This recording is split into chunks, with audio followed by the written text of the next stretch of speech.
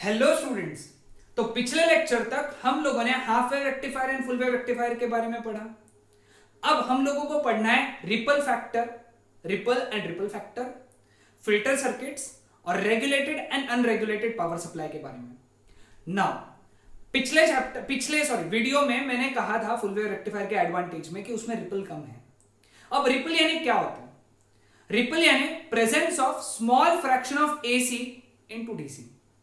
नहीं समझे? देखो एक बार वापस समझाता हूं। रेक्टिफायर का काम क्या था कि एसी को डीसी में कन्वर्ट करना। ओके, ये एसी है और ये डीसी है और हम रेक्टिफायर पढ़ रहे हैं। ओके, सो ये एसी है, ये डीसी है, लेकिन जो हमारा आउटपुट आया था ओके फुल वेव रेक्टिफायर का, वो इस तरीके से था। मतलब इसके अंदर रिपल्स प्रेजेंट है, मतलब कोई फिक्स्ड वैल्यू नहीं है हमारे पास में। We have ripples. ओके, ये पल्सेटिंग डीसी बोलेंगे इसको हम लोग, पल्सेटिंग डीसी। परफेक्ट डीसी थोड़ी ना, डीसी तो ऐसा होता है, तो इसके अंदर ऐसा पल्सेस है, पल्सेटिंग डीसी है। ओके, ये क्या है? Pulsating DC. तो इसके अंदर कुछ अमाउंट ऑफ रिपल है, कुछ अमाउंट ऑफ रिपल है। तो ये जो रिपल होते हैं ये अनडिजायरेबल होते हैं। जितना कम रिपल उतना रेक्टिफायर इफेक्टिव। याद रखना, याद रखना। ओके, जितना रिपल कम रहेगा उतना रेक्टिफायर इफेक्टिव रहेगा।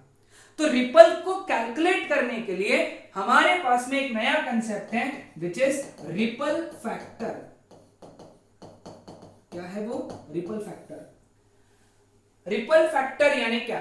It is the ratio of, okay, it is the ratio of RMS value of AC component. उसमें जो एसी है ना, उसका RMS value upon value of DC component, यानी जो डीसी कंपोनेंट है उसका वैल्यू है ना, डीसी, इसका वैल्यू या डिनोमिनेटर में, इसका आरएमएस वैल्यू न्यूमरेटर में। याद रखना, ठीक है। जितना रिपल फैक्टर कम रहेगा उतना रेक्टिफायर इफेक्टिव रहेगा, अच्छा रहेगा। रिपल कम होना चाहिए, रिपल फैक्टर का वैल्यू कम होना चाहिए। ठीक है, समझ में आया सबको? रिपल फैक्टर, रिपल और रिपल फैक्टर का समझा। अब रिपल्स को हटाने के लिए जो सर्किट यूज होता है that is filter circuit.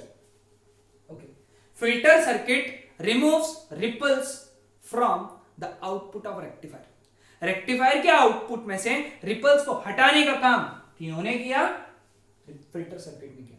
Filter circuit यानी एक सिंपल कैपेसिटर सर्किट है, सिंपल कैपेसिटर सर्किट।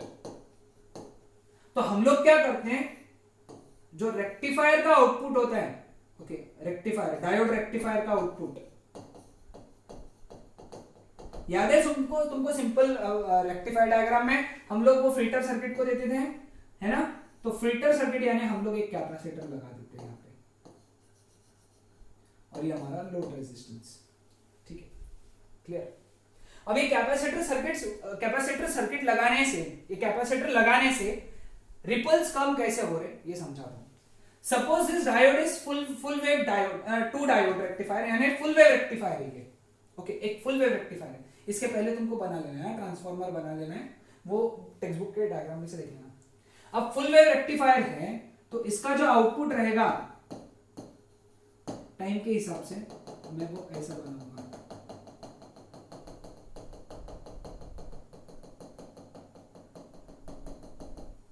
अरे थोड़ा प्रॉपर बनाओ, है ना?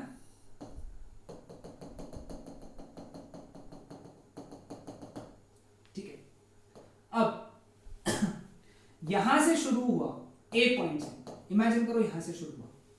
ठीक है, अभी क्या होगा, जैसे ही है ना रेक्टिफायर का आउटपुट लोड को जाएगा, सबसे पहले वो कैपेसिटर को जाएगा।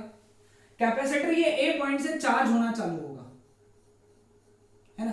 क्योंकि यहां पे वैल्यू बढ़ रहा है ना, ये जो आउटपुट है हमारा रेक्टिफायर का आउटपुट वो ऐसा बढ़ रहा है, तो यहां से कैपेसिटर चार्ज होना चालू हुआ यहां तक, इस वैल्यू तक। इस वैल्यू को मैं बोलूंगा वीपी यानी पीक वैल्यू। कैपेसिटर चार्ज होना चालू हुआ तो तो उसने लोड से करंट फ्लो करा है, लोड से करंट फ्लो करा है और हमको आउटपुट मिला। ये आउटपुट मैं ये येलो कलर से बना रहा हूं, आउटपुट मिला यहां तक, पीक तक। यहां तक जो है क्वार्टर साइकिल कंप्लीट हो गई है। कितनी? Quarter cycle. क्वार्टर साइकिल के बाद में डायोड रेक्टिफायर का आउटपुट कम हो रहा है। ध्यान से, ये चीज ध्यान से सुनना। क्वार्टर साइकिल के बाद में डायोड रेक्टिफायर का आउटपुट कम हो रहा है। कम हो रहा है, इसका मतलब अब कैपेसिटर डिस्चार्ज होगा। ओके, यहां से वो डिस्चार्ज होना चालू होगा, लेकिन वो यहां तक ही डिस्चार्ज होगा। क्यों यहां तक डिस्चार्ज होगा? क्योंकि यहां से वापस बढ़ना चालू हुआ, डायोड रेक्टिफायर का आउटपुट बढ़ना चालू हुआ है, तो यहां से वो वापस बढ़ेगा पीक तक। ये बी पॉइंट है, ये सी पॉइंट लेटर से, ठीक है, पीक तक वो बढ़ना चालू हुआ। फिर इस क्वार्टर साइकिल के बाद में वो वापस कम होना चालू हुआ, क्योंकि वापस कैपेसिटर डिस्चार्ज होगा, ओके, डी तक। फिर वापस वो चार्ज होगा ई तक, फिर डिस्चार्ज होगा, फिर चार्ज होगा, है ना, ये एफ, ये जी, ठीक है, बनाते बैठो फिर। तो इसका मतलब ये है क्या कि इन रीजन्स में कैपेसिटर चार्ज हो रहे हैं और इन रीजन्स में वो डिस्चार्ज हो रहा है। वो कौन? कैपेसिटर। तो इसीलिए तुम देख रहे हो यहां पे कि हमको जो आउटफॉर्म मिल रहा है, आउटपुट वेवफॉर्म मिल रहा है, वो इस तरीके से मिल रहा है। तो ये पीछे भी ऐसा बना लेना है, येलो से बना, इमेजिन करो, ठीक है, येलो से बना लेता हूं मैं, ठीक है। इस तरीके का हमको आउटपुट वेवफॉर्म मिला, किसका? डायोड रेक्टिफायर का, सॉरी, फिल्टर सर्किट का। फिल्टर सर्किट का आउटपुट इस तरीके से रहेगा, यानी अप्रोक्सीमेटली तुम देख रहे हो क्या, हम लोग स्ट्रेट लाइन की तरफ आ रहे हैं। पिछले बार पल्सेटिंग था, हम लोग देखो ये ऐसा जाके ऐसा, ऐसा जाके ऐसा, ऐसा जाके ऐसा, यानी अप्रोक्सीमेटली स्ट्रेट लाइन तक आ रहे हैं, मतलब कांस्टेंसी की तरफ आ रहे हैं हम लोग। अभी भी कांस्टेंट नहीं हुआ है, हम लोगों को इसको आगे एक और चीज को देना है, हम लोग देखेंगे उसको, उसके बारे में, ठीक है। समझ में आया सबको? तो ये एक्सप्लेनेशन, खास करके ये क्वार्टर साइकिल वाला जो एक्सप्लेनेशन है ना, वो ध्यान से प्रॉपरली जो पॉइंट्स दिए हैं उसमें लिखना। यहां से लेके यहां तक कैपेसिटर चार्ज हुआ, यहां से लेके यहां तक कैपेसिटर डिस्चार्ज हुआ, और ये प्रोसेस रिपीट हुई और वो चलता गया, है ना, इस तरीके से, ठीक है। समझा सबको?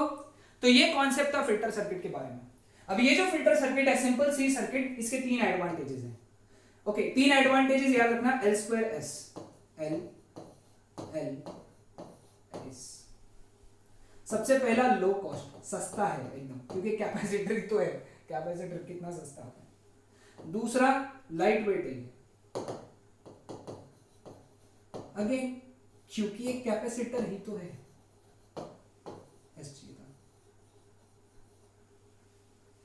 है ना, क्लियर, लाइट वेट, ठीक है, लो कॉस्ट, लाइट वेट, और तीसरा स्मॉल साइज, बहुत छोटा होता है ना, एकदम छोटा, कैपेसिटर तो इतना सही है ना, स्मॉल साइज। हाँ, एमसीक्यू बड़ा इंपॉर्टेंट आएगा इसके ऊपर। This simple circuit, C circuit, filter circuit is used as battery eliminator.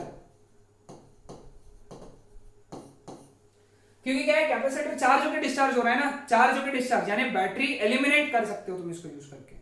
Okay, so this simple filter circuit is used as battery eliminator.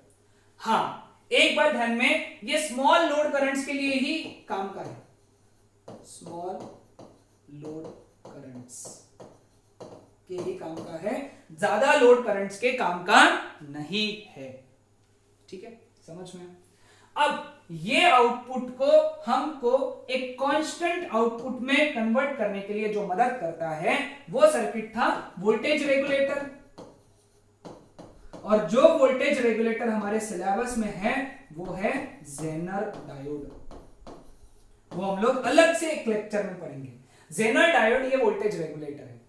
Okay, याद रखना, वोल्टेज रेगुलेटर, वोल्टेज को regulate करने वाला, कांस्टेंट रखने वाला, मेंटेन करने वाला, समझ रहे हो?